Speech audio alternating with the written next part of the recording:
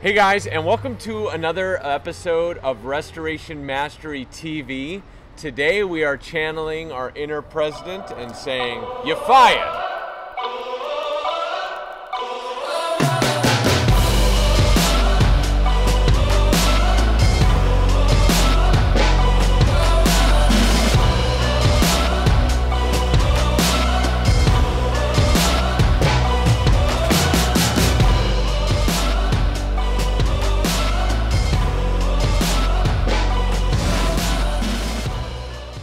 And we're back.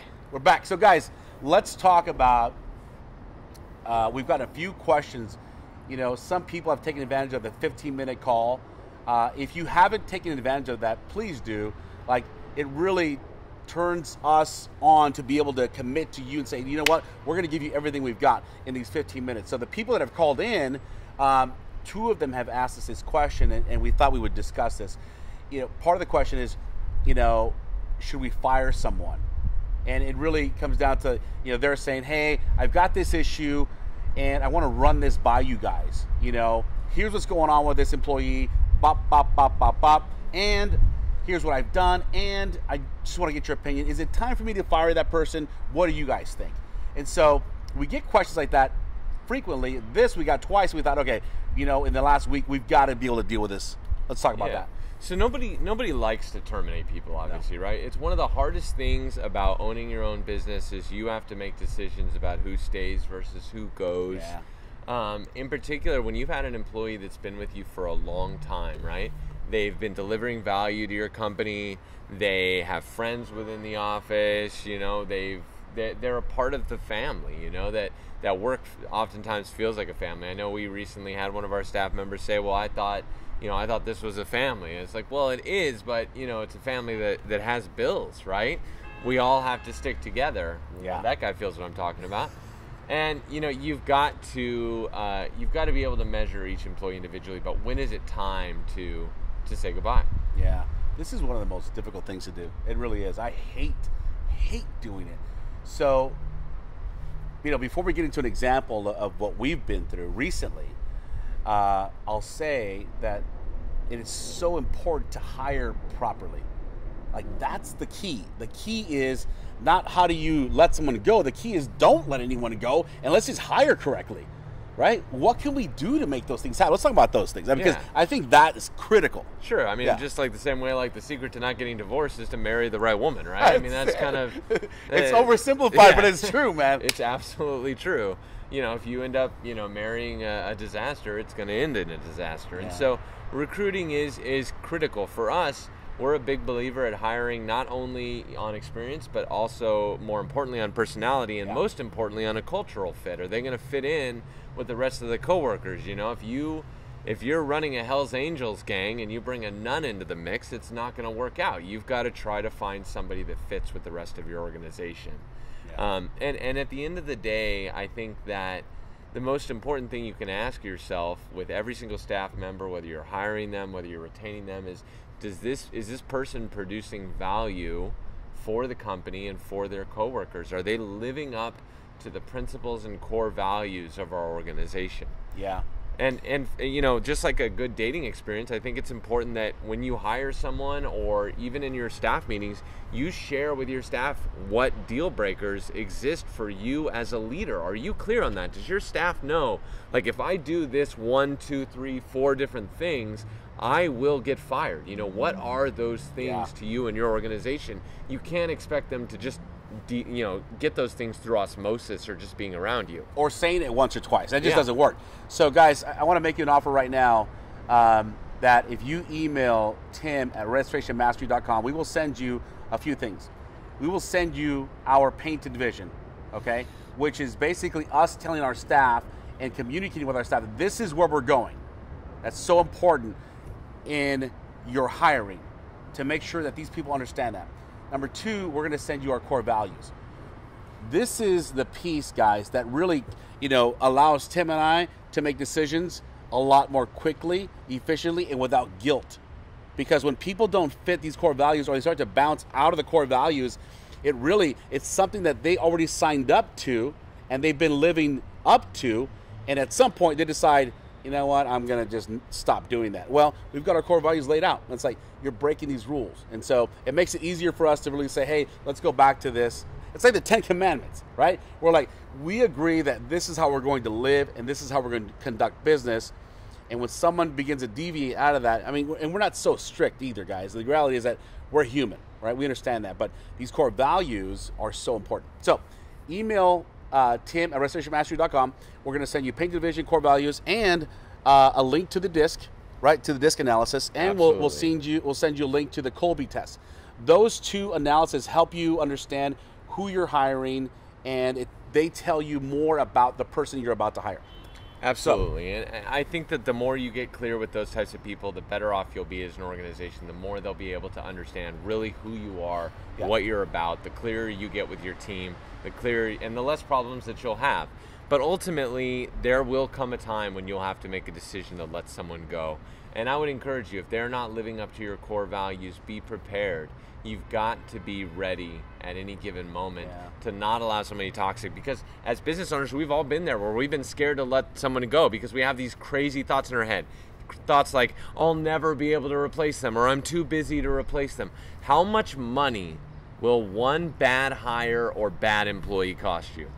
I mean, it's at least double their salary, if not more. One job, one referral source, you can lose everything. Yeah.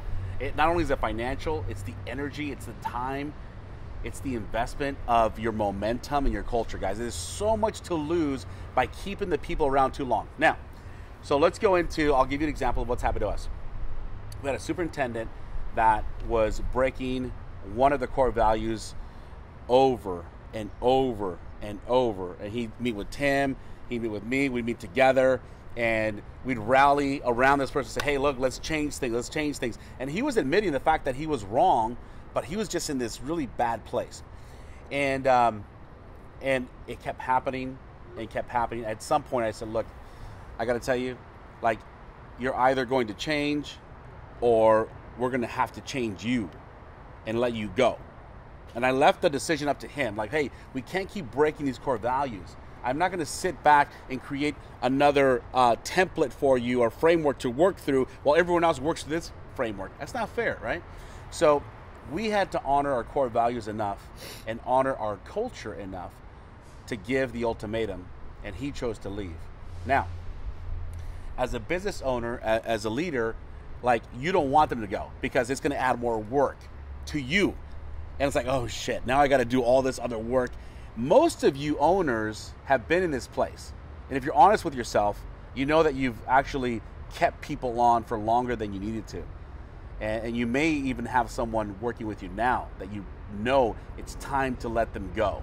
But you're not letting them go because of the price you think you're going to pay if you do let them go. My friend, I'm telling you, the price is much higher than what you think right now. You need to cut that person off and pay the price now, because later you're going to pay double the price in momentum, in culture. Like, look, if we would have let that cancer stay in our business, we could have had some of our best people leave. Then what? Then it's like, are you kidding me? You have to protect your culture. You have to. Yeah, and just like a cancer that spreads, you end up having to amputate an entire arm of the company because you let it stay there for too long. Yeah. All of a sudden, every single value that you set forth to your team has been compromised. You know, we've all sat back, you know, and watched one of those talk shows with one of those kids who was out of control with the parent that never disciplines them, and we sit back on our throne of judgment and say, that guy's a shitty dad because he doesn't enforce his rules. And then we go to our company and we're afraid of confrontation. We're afraid of upsetting these employees. We're afraid of all of these things. But they're breaking our core value. You know, you can't look the other way on issues like integrity and value and really, you know, being an honest, upstanding person. You can't just pretend like that stuff is not happening and pretend that it's not going to affect the way that your business operates. Laws are only effective in as much as they are enforced. Rules, principles, core values, they are eternal, and you should maintain them with all of the same sanctity as a religion maintains their commandments, because if you do not, those things will mean nothing, they will do nothing, they will accomplish nothing, and before long, you will become nothing. Yeah, and guys, in the last episode, we talked about the prisoners running the asylum. And this is what happens when you don't act. When you decide to give your leadership hat and take it off and leave it off because it's easier to do that. Like some of you don't realize a leader, a business owner, this is what you signed up for. It's not always just profit and money and cars and houses and all these other things you can invest in. It is like leading a group of people, a family, a culture, a tribe. You've got to be able to get this power back in you to make these difficult decisions, man. I will tell you, I once came across this really hard decision myself, and I had a leader that I was doing business with that he said, look, I know you're afraid of letting this person go. I want you to write down all the bad things that would happen if you let this person go. And we wrote down, I tried to dream up all the most negative, shitty, terrible things that could happen. And then he said, what good things could happen? I wrote down all the good things. He said, which one sounds, either scarier or better? Which side are you leaning towards? When you look at that list, the short-term pain will be so minimized as compared to the long-term benefits of running your company with the principles that you set forth before you were emotional about an individual. You knew what was important to your company. Stick with what was important when you weren't thinking about all of this scary mumbo jumbo. There is no monster under the bed. There is no failure if you decide to let that person go. The true failure is sticking with a toxic member of your team that's going to destroy your entire culture. Guys, we'll wrap this up. As a leader, you have to be willing to lean into the discomfort. You have to. You have to lean into the discomfort to make sure that you run the company that you built and you run the company the way that you want it to run. So with that said, we let you guys know, be courageous, live with passion. Peace.